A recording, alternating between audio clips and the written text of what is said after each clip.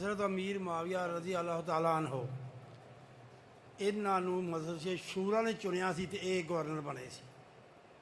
ਹਾਂਜੀ, ਇਹਨਾਂ ਨੇ ਯਜ਼ੀਦ ਨੂੰ ਜਦੋਂ ਗਵਰਨਰ ਬਣਾਇਆ, ਉਹ ਵੀ ਜਿਸ ਤਰ੍ਹਾਂ ਕਿ ਸ਼ੂਰਾ ਨੇ ਇਹਨਾਂ ਨੂੰ ਬਣਾਇਆ ਸੀ, ਉਸ ਤਰ੍ਹਾਂ ਸ਼ੂਰਾ ਨੇ ਉਹ ਯਜ਼ੀਦ ਨੂੰ ਬਣਾਇਆ।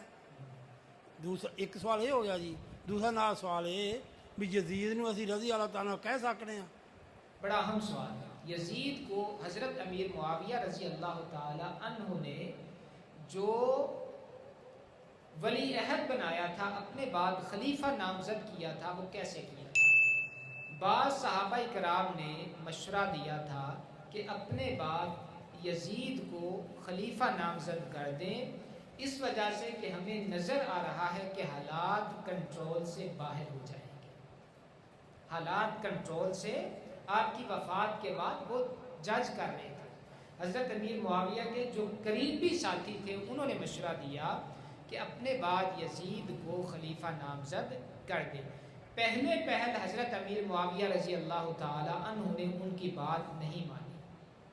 اس کے بعد پھر جب مزید مشورہ انہوں نے کیا اپنے ساتھیوں سے، صحابہ کرام سے، مشورے کے نتیجے میں پھر انہوں نے اپنی زندگی میں یزید کو اپنا ولی عہد نامزد کر دیا، اور 10 سال تک ولی عہد وہ رہے۔ 10 سال تک حضرت امیر معاویہ رضی اللہ تعالی عنہ نے اپنی وفات سے 10 سال پہلے یزید کو اپنا خلیفہ نامزد کر دیا تھا۔ کیسے کیا تھا؟ ساتھیوں کے مشورے سے۔ ایک بات ہو گئی۔ دوسری بات کہ کیا یزید کو ہم رضی اللہ تعالیٰ عنہ کہہ سکتے ہیں یا نہیں؟ بالکل نہیں کہہ سکتے، اس وجہ سے کہ وہ صحابی نہیں ہے، اور رضی اللہ تعالیٰ عنہ کس کے لیے ہے؟ یہ صحابی کے لیے، وہ صحابی نہیں۔ رحمت اللہ علیہ، اللہ ان پر رحم کرے۔